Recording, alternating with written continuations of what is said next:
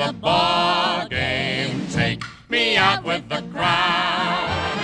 Buy me some peanuts and Cracker Jack. I don't care if we never get back. Let me root for the home team. If they don't win, it's a shame. So it's 1, 2, 3 strikes, you're out at the old ball game.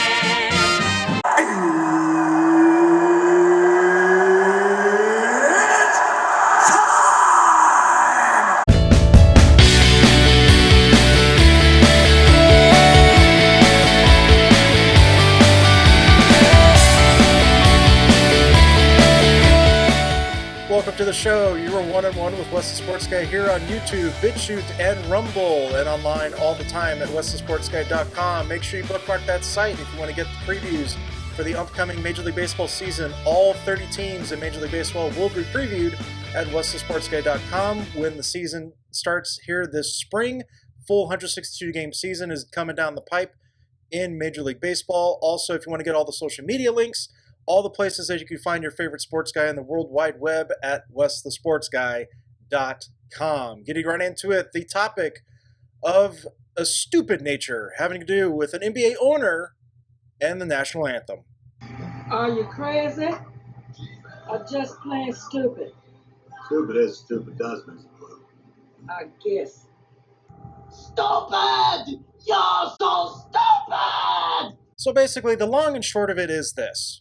Dallas Mavericks owner Mark Cuban, who I have nothing against personally, he found his wealth through the tech boom, the dot-com boom really, back in the 90s. He became a self-made billionaire. Nothing against the guy for doing that. Hey, if you want to make your money, you do it the right way, you do it legitimately. I have nothing against that. Totally fine with it. I have nothing against him personally. I have a little bit of an issue with him when it comes to what he did this week and some of the things that he said in the past. But again, that's differing opinions, and that's a guy who's a billionaire and me just doing a stupid show here on the internet. But I take offense, really not offense, but issue with what he's been touting this week when it was revealed via the news, sports websites, ESPN, Sporting News, all the usual suspects that you would get sports information from, saying that the Dallas Mavericks in the first almost 16, 15 games of the season, they were not playing the national anthem in their arena in Dallas. Now, I would assume most of the NBA arenas are not allowing any fans whatsoever. With all the lockdown madness going on the last almost full year now, there haven't been any fans going into the arena. So fans haven't really been taking notice because they're not there.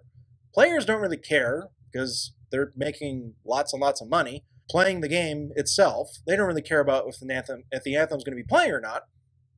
But on top of it, the way that it went about and how it was being reported, and then the way the Dallas Mavericks and Mark Cuban defended it by basically saying that they were adhering to those that had issues with the anthem and felt it wasn't inclusive enough to their wishes. Well, that's fine and dandy, but for the most part, everybody else is still playing the anthem. You're the only ones that's been reported that weren't playing the anthem, and then you publicly stated that you weren't going to be playing the anthem in the foreseeable future. So there's a problem right there. Taking point, the commissioner of the NBA, Adam Silver, has been having some issues trying to get more eyeballs back to the league, trying to get some way to get more fans into the stands throughout all of the teams in the entire country, including Canada and Toronto, but that's a different story with the Raptors not even playing in Toronto right now, so that's a different country, different topic for another day. But Adam Silver's dealing with issues like that, trying to basically break even when it comes to revenue in the league. And then take into account what's been happening lately with the star NBA players, namely LeBron James, Giannis Antetokounmpo from the Milwaukee Bucks, LeBron with the LA Lakers, and a few others are now saying they don't want to play an All-Star game that's been come to an agreement between the union, the players' union, and the league to play an All-Star game in Atlanta, Georgia in March. So Adam Silver's dealing with that, having to deal with players publicly voicing their opinions about not wanting to make more money when your union, in fact, is negotiating this all-star agreement with the league. If you're going to voice your opinion publicly, have you said anything to your union? But again, different topic, and it's just another thing that Adam Silver's dealing with on top of trying to get more eyeballs back to the league, trying to get some money back revenue-wise in the league, trying to cater to the television partners that they have with the NBA. You also have China. China apparently is trying to get back with a cushy relationship with the NBA, more so the NBA with China, not the other way around. But there's that problem too. Donald Trump don't trust China. China is an asshole. And then on top of all of this, Mark Cuban decides to defend his team in Dallas, Texas, of all places, to say we're not playing the anthem for the foreseeable future. Even if you're going to allow fans back into the arena in the not too distant future either. It's ridiculous. Now, I have been on the record to say, when Colin Kaepernick and that whole thing, now we're getting drugged back into that again. Just when I thought I was out, they pulled me back in. But I've been on record before. If he wanted to kneel, that's fine. I had nothing against him wanting to do that. If you want to piss off a bunch of people, that's your business. I'm still going to watch the game. I could care less if you're going to or not kneel for the national anthem.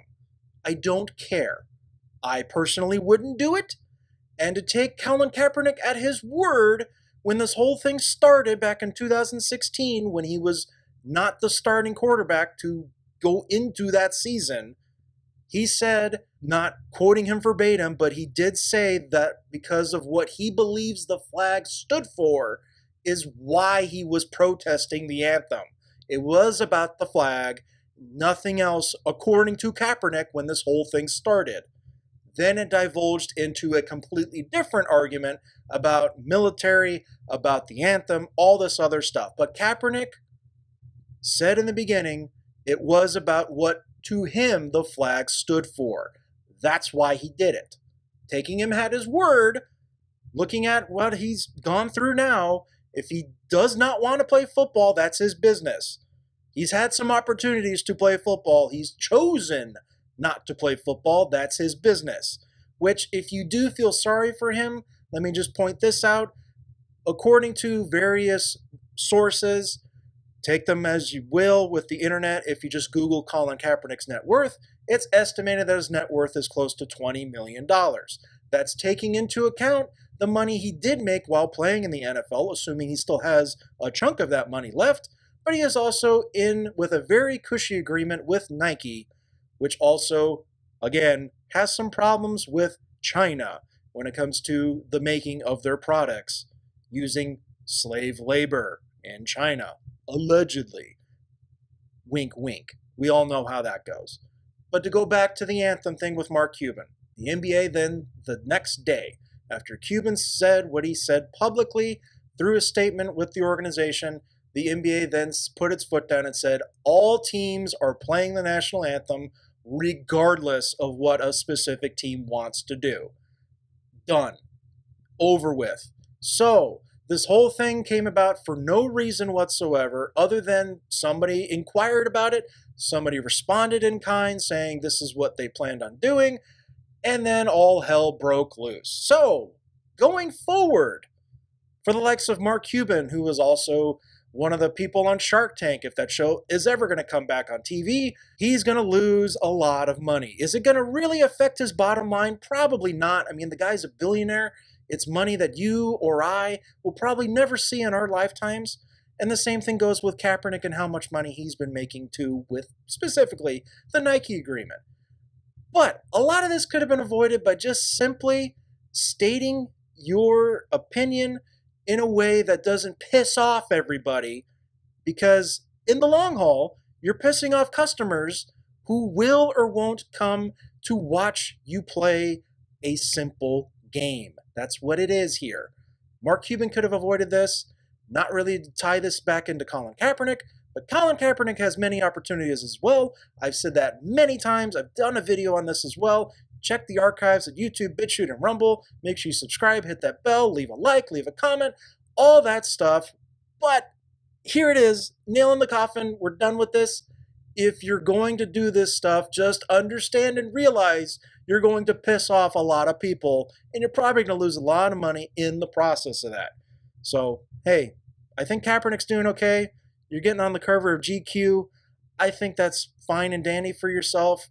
go about your business. If you do want to ever play football, there's still going to be opportunities for you, I'm sure. With the quarterback carousel happening this NFL offseason, make sure you go to whatthesportsguy.com, find out all the latest wheelings and dealings, follow me on social media, and just get all the links there at whatthesportsguy.com. Simplest thing, just bookmark it, whatthesportsguy.com.